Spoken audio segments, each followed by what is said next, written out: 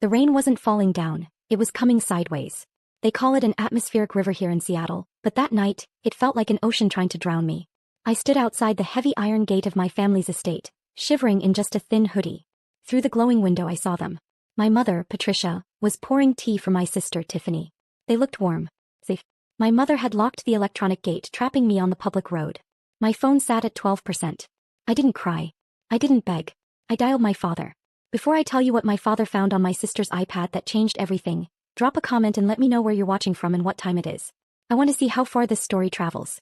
The cold wasn't just on my skin, it was inside my bones. My jaw was shaking so violently that my teeth clicked together like dice in a cup. I tried to tuck my hands into the sleeves of my hoodie, but the fabric was already soaked through, heavy and useless against the biting wind coming off the Puget Sound. My fingers felt like foreign objects, numb and clumsy, clutching my phone like a lifeline. 20 minutes. That was all it took to go from sitting at the dinner table to standing in a hypothermic nightmare. I closed my eyes and the memory of the warmth hit me harder than the rain. 20 minutes ago, the living room had been smelling of roasted garlic and rosemary. I was setting the table. Then came the scream. Tiffany ran down the stairs, her face a perfect mask of devastated innocence. She was sobbing, holding her phone out like a weapon. She said $12,500 was gone. Transferred out of her account. Stolen. That money was her inheritance from our grandmother, the fund specifically set aside for her summer camp in Europe. She pointed a manicured finger at me and said I must have used her Face ID while she was napping. I didn't even get a chance to deny it. I didn't get to ask for proof. My mother, Patricia, didn't look at the phone. She didn't check the bank app. She just looked at me. The disgust in her eyes was immediate, absolute, and familiar. She crossed the room in 2 strides, and the slap echoed louder than the thunder outside. It wasn't a slap of discipline. It was a slap of pure, unadulterated hatred. She grabbed my arm, her nails digging into my skin, and dragged me to the door. She threw me out like I was garbage she'd forgotten to take to the curb. Standing there in the dark, watching the rain slant through the security lights, I realized why I wasn't banging on the gate. Any normal teenager locked out in a storm would be screaming. They would be pressing the intercom button, begging their mother to have mercy, apologizing for things they didn't do just to get back into the warmth. But I stayed silent. I realized something in that freezing darkness, something that psychiatrists call the trap of normalized cruelty. My mother wasn't trying to teach me a lesson. She wasn't misguided. She was enjoying this. I could feel her gaze from behind the curtains. She was waiting for me to break. She wanted me to fall to my knees and plead so she could feel benevolent when she finally decided to let the wet dog back in. She had spent 15 years normalizing this dynamic, making me the villain so Tiffany could shine as the golden victim. If I begged, I was validating her world. If I screamed, I was giving her the emotional reaction she craved. The realization killed the fear instantly. It replaced the shivering panic with something cold and hard and sharp. I wasn't a daughter to her. I was a prop in her power fantasy. And I was done playing my part. I wiped the water from my eyes. I didn't look at the window again. I looked at the road, watching for headlights. I wasn't waiting for a parent. I was waiting for a witness. I was waiting for my father. Then I saw them. 2 beams of white light cutting through the downpour like lasers. My father's SUV didn't slow down as it approached the estate entrance. He knew the gate code. He knew the remote frequency. But he didn't use either of them. He saw his teenage daughter standing in the freezing rain, and he saw the iron bars locking her out, and he made a choice that told me everything I needed to know about whose side he was on. He swerved hard to the right. The engine roared, a deep, mechanical growl that drowned out the thunder. He jumped the curb, his tires tearing through the pristine sod my mother spent thousands maintaining. There was a sickening, satisfying crunch as the heavy vehicle plowed straight through Patricia's prize-winning hydrangea bushes, flattening the landscaping and bypassing the locked gate entirely. He didn't stop until his bumper was inches from the front porch steps. He was out of the car before the engine died. He didn't run, he stalked. He pulled off his heavy coat and wrapped it around me in one fluid motion. The warmth was shocking, but the look on his face was colder than the ice storm. He didn't ask what happened. He didn't ask for my side of the story. He looked at the locked front door, then at me, and his eyes went dark. "Stay behind me," he said. His voice was low, terrifyingly calm. He walked up the steps and didn't bother with his key. He kicked the front door right below the lock. It was a solid mahogany door built to withstand intruders, but it wasn't built to withstand a father who had just seen his child treated like a stray animal. The wood splintered with a crack like a gunshot, and the door swung inward, bouncing off the interior wall. The transition was instant and jarring. One second I was in a chaotic, freezing hurricane. The next I was standing in a silent, golden-lit foyer that smelled of lavender and expensive tea. The contrast made me dizzy.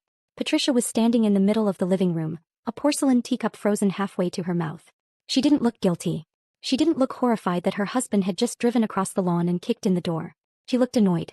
She looked like a hostess whose dinner party had been interrupted by a rude guest. "Have you lost your mind, Robert?" she snapped, setting the cup down with a sharp clink. You ruined the flower beds. I told you I was handling her discipline.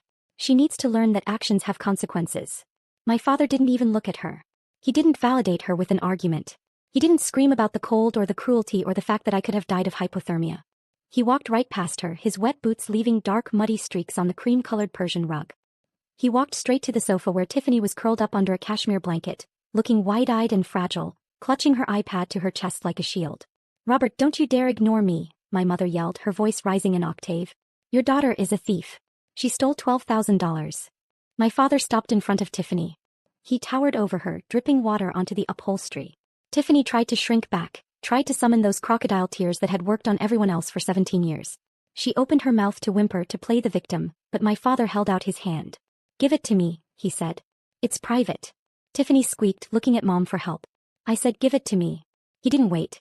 He reached down and ripped the iPad out of her hands. "That's my property." Tiffany shrieked. It wasn't a scared sound anymore. It was the entitled screech of someone who had never been told no in her entire life. She lunged for the device, her manicured nails clawing at Dad's arm, but he held it high, out of her reach, like he was keeping a dangerous toy away from a toddler. "Give it back to her, Robert." Mom shouted, stepping between them. "You are violating her privacy. You have no right to treat your daughter like a criminal in her own home." "I pay the bill," he said, his voice cutting through their noise like a blade. "I own the account. I have every right." He didn't waste time guessing her passcode. He didn't argue about ethics.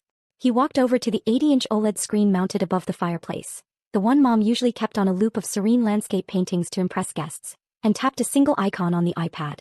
The screen flickered. The peaceful mountain meadow vanished. In its place, Tiffany's home screen appeared, magnified to a terrifying 4 feet wide. "Robert, stop this immediately." Mom yelled, moving to block the TV. "Move," he said. He didn't shout it. He didn't have to. The sheer weight of his authority pushed her aside. He opened the Venmo app. There was no hacking involved, no technical wizardry. It was just there, right at the top of the transaction history. Sent to Lux Life Resale. $12,500. Memo. Investment piece. The silence that fell over the room was heavy, suffocating. Mom stared at the number on the giant screen. She blinked, her mouth opening and closing like a fish on dry land. That proves nothing," she stammered, desperate to keep her worldview from collapsing. Sierra could have done that. She could have stolen the iPad while Tiffany was sleeping and made the transfer. "Is that right?" Dad asked. He swiped up. He opened the mail app. The latest email was time-stamped 3 hours ago. Subject: Your order has shipped. Sender: Chanel official. The tracking number was live. The delivery address wasn't my room. It wasn't a locker. It was addressed to Tiffany St. James, care of her best friend's house 2 streets over. "Did Sierra order a $5,000 handbag to your friend's house, Tiffany?" Dad asked, turning to look at her. "Did she forge the confirmation email too?" Tiffany was shaking her head, tears streaming down her face, but they weren't the cute, sympathetic tears she used on Mom. These were the ugly, splotchy tears of a cornered animal. "I needed it," she sobbed. "Everyone has one. You don't understand the pressure." "But that's not the worst part," Dad said. He wasn't done. He swiped again. He opened her messages. He didn't have to scroll far. The group chat pinned at the top was active. The last message had been sent 5 minutes ago. Right while I was freezing at the gate. Right while Mom was pouring tea. On the screen, in high definition, everyone read Tiffany's words. "OMG, you guys, it actually worked. The loser is literally freezing outside the gate right now. Mom is totally buying it. She's pouring me tea. I'm a genius. Bye-bye, Sierra." Attached to the message was a photo. A blurry, zoomed-in picture taken from the living room window. A picture of me standing in the rain, shaking. The golden child narrative didn't just crack. It shattered into a million irreparable pieces. Dad stared at the message, reading it once, twice, 3 times. Then he slowly turned to look at Mom. "You said you were protecting the family," he whispered. "Look at that screen, Patricia. Look at what you were protecting. She's 16, Robert." Mom's voice was shrill, desperate. She stepped in front of the TV, trying to block the damning image of the group chat with her own body. "It's just a mistake." She was acting out. Girls her age do stupid things when they feel threatened. "We can return the bag. We can get the money back. It's just money." "Just money," my father repeated. His voice wasn't loud. It was dead. He didn't look at her. He didn't look at Tiffany, who was now sobbing into her hands, making sounds that might have been apologies if anyone was listening. He looked at the iPad in his hand. He wasn't done. He had seen something else in the mail app, something that had caught his eye before he switched to the messages. "Move, Patricia," he said. "No. You've made your point. You've humiliated her enough." He didn't argue. He just stepped around her, tapped the screen, and the TV shifted again. He wasn't looking at the inbox anymore. He had opened the trash folder. "What are you doing?" Mom demanded, grabbing at his arm. "Stop digging. You're just trying to find reasons to hate her." "I'm trying to find the truth," he said. He opened a deleted email on the large screen so no one could miss it. It was an acceptance letter, sent yesterday, for a full scholarship to the Summer STEM initiative. I had waited weeks for it, convinced I hadn't gotten in. But I had. Dad whispered, stunned. "She got in yesterday." Then we saw the reply, sent 20 minutes later from my account while I was at practice. It declined the offer and was immediately deleted. The silence shifted. This wasn't theft. It was sabotage. Dad turned to Tiffany, his voice breaking. "You didn't just steal from her. You found her acceptance, declined it, and erased it so she'd never know." She froze. Mom had no defense this time. I stepped forward, no longer cold. "You didn't want the money. You wanted to destroy my way out, because you're afraid I might actually be better than you." For the first time, Mom didn't protect her. Then her expression hardened into entitlement. She stood, smiled thinly, and ordered us out of her house. Dad didn't argue. He called the sheriff. When Sheriff Miller arrived, Dad handed him a legal document. The house was held in trust, for me. Mom's right to live there depended on keeping me safe. By locking me out in the storm, she violated the trust and evicted herself. The ruling was immediate. 10 minutes to leave. I watched them escorted into the storm. No longer powerful, no longer protected. When the door closed, the house felt quiet and safe for the first time. Later, my dad made hot cocoa like he used to when I was little. The scholarship was reinstated. I accepted it. They thought ownership meant control. But real ownership is accountability. And now, finally, this life belongs to me.